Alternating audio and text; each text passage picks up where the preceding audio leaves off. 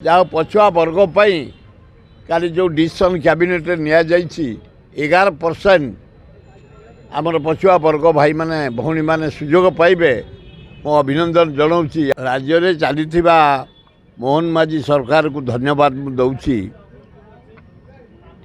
बहु दिन दाबी पछुआ वर्ग 27% एडमिशन रे चाकरी रे सबु क्षेत्र रे बैकवर्ड जातिर भाई भौणी मान केमती उपकार पाइबे आम डिमांड करी आसलु।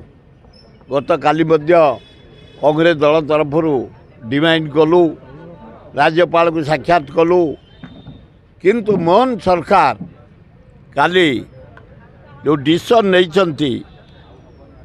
122 जन पछुआ वर्ग को एडमिशन हम कॉलेज कैरियर रे 111 जन